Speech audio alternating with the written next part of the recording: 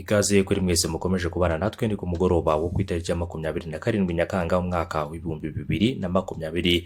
Reka nkomeze kubifuriza kugira umunsi mwiza no gukomeza kugubwa neza aho muherereye hose, yaba bari mu karere k'ibiyaga bigari ku mugabane wa Afurika ndetse no hakurya y'umugabane wa Afurika. Mwese mukomeze kugera umunsi mwiza ndetse munakomeze kugera ibihe byiza. Ikindi kandi mukore kuri subscribe ndetse munanyeganyeza akazogera kugira ngo mubambere mu kuba ngabona inkuru zacu mu gihe tumaze gutegura amakuru ndetse no kuyatunganya mu buryo bugezweho kandi bunogeye ijisho gatanu kuri gatanu. Ikindi kandi rero reka nkubwire ko ushobora kuba wakomeza kwirinda ndetse no kwitwararika, ugakomeza rero gukurikiza amategeko ndetse n'amabwiriza byashyizweho na guverinoma kugira ngo dukomeze gufatanyiriza hamwe mu kwirinda icyorezo cya COVID-19. Tujya kwerekeza mu ntara y'Iburasirazuba, hakaba ari mu karere ka Kayonza. Hano mu karere ka Kayonza hakaba harimo haravugwa rero inkuru navuga ko ari inkuru ibabaje cyane dore ko rero hagaragaye umurambo w'umwana w'umukobwa wishwe rero urw'agashinyaguro, nk'uko amakuru dukesha rero ikinyamakuru cyitwa Muhazi yacu gikomeza kugenda kibitangaza. Aya makuru rero akaba yamenyekanye mu murenge wa Rukara uherereye mu karere ka Kayonza. Hakaba hagaragaye umurambo w'umwana w'umukobwa. Umwana w'umukobwa wishwe akaba rero yarari hagati y'imyaka 15 ndetse na 18 y'amavuko. Akaba yishwe urupfu rw'agashinyaguro kubera ko rero yasanzwe yambaye ubusa. Ikindi kandi yari yateraguwe ibyuma ndetse anacibwa intoki. Ikindi kandi nuko wabihitanye rero uyu nyakwigendera ndetse n'abamukuriye ibikorwa nk'ibi ngibi by'agashinyaguro ndetse rero bakanamuhitana kugeza ubu ngubu ntabwo baramenyekana. Ikindi kandi nuko umurambo w'umukobwa witwa Dusabe Chantal wagaragaye rero kuri iki cyumweru mu kagari ka Kawangire umudugudu rero wa Butimba, ukaba rero wabonywe n'abaturage ubwo bawusangaga mu murima w'abaturage. Ikindi kandi witwa Nkunzu Rwanda John akaba ari umunyamabanga nshingwabikorwa w'umurenge wa Rukara, aganira n'ikinyamakuru cyitwa Muhazi yacu yemeje rero aya makuru ndetse anasobanura ko umuntu ukekwaho kwica uwo mukobwa ari umugabo we rero babanaga mu buryo butemewe n'amategeko. Agize ati rero turakeka ko yishwe rero n'umugabo we babanaga wari waramushatse nyuma yuko rero uyu mwana avuye mu ishuri agashaka umugabo. Umurambo we wasanzwe rero mu ntanzi z'urugo hafi y'aho babaga, yatewe ibyuma mu kanwa ndetse rero mu kwaha, ndetse twanasanze intoki 3 zitariho. Ikindi kandi uyu muyobozi yavuze ko basanze umurambo watangiye kwangirika ku buryo rero batapfa guhita bemeza umunsi yishweho. Yavuze ko rero abari abaturanyi b'uyu muryango bahise bafatwa kugira ngo rero babazwe ibyo bazi kuri uyu muryango. Yagize ati rero undi wagafashwe ni umugabo we, ariko umuntu utanavuka cyangwa se umuntu utanavuka aho ngaho rero urabona Iburasirazuba hakunda kuza abantu benshi bishakira rero ubuzima. Nawe rero niko yaje, ariko ntituramenya imyirondoro ye inyakuri. Kuri ubu ngubu rero iperereza rikaba ryahise ritangira gukorwa igitaraganya muri uyu mudugudu, mu gihe rero umurambo uyu mwana w'umukobwa nyakwigendera rero wajyanwe mu bitaro bya Gahini ngo ukorerwe isuzumwa kugira ngo rero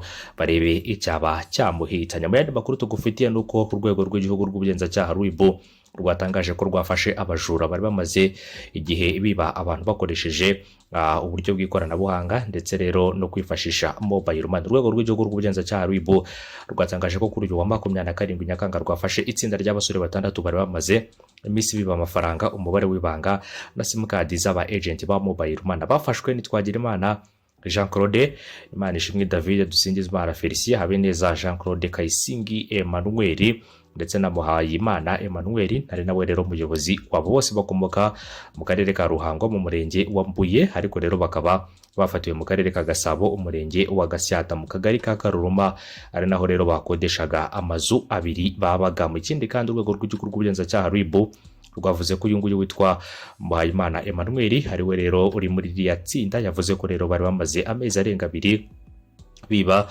bakoresheje uburyo bwo guhererekanya amafaranga bakoresheje telefone cyangwa se rero uburyo bwa mobile money. Muhayimana yavuze ko bajyaga rero ku mu agent akamusaba ko amushyiriraho amafaranga kuri mobile money ye, mu gihe rero umu agent arimo kubikora umujura yibanda cyane ku kureba no kumenya umubare w'ibanga password umubikira akoresha. Rero ibyo bingibyo birangiye ngo umujura asaba umu agent kumugurira telefone cyangwa se rero kumugurira telefone arimo gukoresha kugira ngo abone rero uko amwiba ya simukadi. Yamaze rero kubonera password ngo birangira rero bibaye ngombwa ko bagatangira kumvikana ibiciro kugeza ubwo umujura rero ayifata ngo ayisuzume agakoramo bateri. Muri icyo gikorwa rero nibwo ahinduranya za simukadi agashyiramo indi agatwara ya konti ya mobile money y'umu agent. Abajura kandi iyo barangije kwiba konti ya mobile money y'umu agent bahita boherezanya amafaranga, ikindi kandi bamara koherezanya bakayabikuza ku bandi ba agent ba mobile money. Umuvugizi rero umusigire wa RIB akaba yitwa Dominique Bahurira yabwiye itangazamakuru ko rero aba bafashwe bamaze kwiba aba agent 10 muri ubu buryo. Ubu ngubu rero bakaba bafungiye kuri station ya RIB ya Remera mu gihe iperereza rikomeje kugira ngo hakorwe dosiye izashyikirizwe ubushinjacyaha. Bahurira Dominique yagize ati rero turakangurira abaturarwanda cyane cyane rero urubyiruko bari mu byaha nk'ibi ngibi kubireka. RIB ntizihanganira uwo ari we wese uzabifatirwamo kandi kuko rero azahanwa nk'uko amategeko abiteganya. Mu busanzwe rero abajura biba abantu bakoresheje mobile money bakoresha amayira atandukanye arimo kwiyitirira abakozi cyangwa se abafatanyabikorwa baza sosiyete z'itumanaho gushaka ubushuti ku bantu ku mbuga nkoranyambaga, bakabashukisha rero impano zitandukanye ariko bagasaba amafaranga kugira ngo zikugereho no guhamagara abantu babasaba kubohereza rero amafaranga babeshya ko yayobye kuri telefone zabo. Ikindi kandi nuko hari n'abahamagara abantu babasaba umubare w'ibanga bakavuga ko rero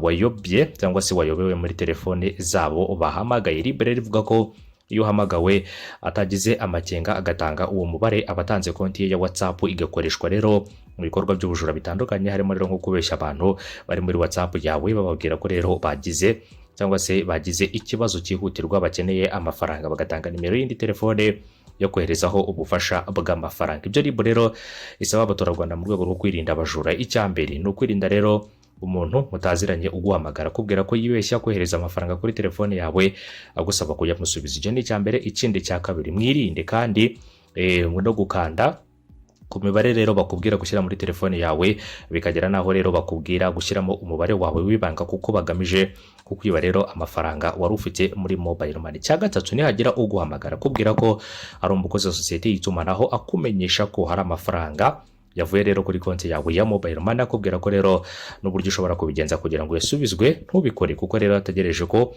uyashyiraho ndetse rero wamara kuyashyiramo umubare wawe w'ibanga akawukwiba. Icya kane, nubona ubutumwa bugufi kuri telefone yawe bukubwira ko hari amafaranga wakiriye ntugire ikindi ukora utarasuzuma ko koko ayo mafaranga yageze kuri konti yawe. Ikindi cya gatanu, nubona ubutumwa bugufi kuri telefone yawe bugusaba rero umubare wawe w'ibanga, nubona rero ubwo butumwa bugusaba telefone yawe bugusaba gukanda 24 nimero ya telefone wemeza yes. Irinde kubikora kugira ngo udaha icyuho ubujura bwakoreshwa telefone yawe. Kwirinda rero gutanga umubare wawe w'ibanga wa konti ya WhatsApp kuko rero ari wo wese ugusabye kuko aba agamije kuyiba akiba rero abo muvugana. Mu gihe kandi ushidikanya kukwandika cyangwa se mu gihe ushidikanya kukwandikiye agusaba amafaranga wamamagara kuri nimero rero uzi asanzwe akoresha ukabimubaza kugira ngo wemeze koko ari we. Ikindi kandi kwirinda umuntu ugushakaho ubushuti ku mbuga nkoranyambaga nka WhatsApp cyangwa Facebook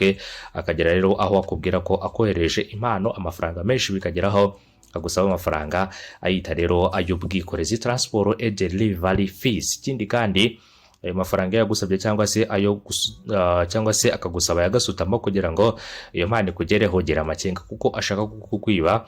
Ikindi kandi ushaka kuguha impano nta mafaranga agusaba gutanga kugira ngo iyo mpano ibe yakugeraho. RIB kandi irasaba uwo ari we wese ufite amakuru ku bakora ubukeka mutwe kwegera ishami ryayo rimwegereye akamenyesha abagenzacyaha kugira ngo rero bakurikiranwe cyangwa se agatanga amakuru ku murongo wa RIB utishyurwa ari wo 166. Ayo ngayo rero ni amategeko ndetse n'amabwiriza. Ikindi kandi ni bimwe rero mu byo umuntu akwiye rero kuba yakwirinda mu kwirinda guha icyuho abajura rero barimo bariba bakoresheje uburyo bw'ikoranabuhanga. Abajura rero bakaba bamaze gutabwa mu mbuto. Ubu ngubu rero bakaba bari kuri station ya RIB i Remera, akaba ariho bafungiye mu gihe rero iperereza rigikomeje. Ni itsinda ry'abasore baturuka mu karere ka Ruhango.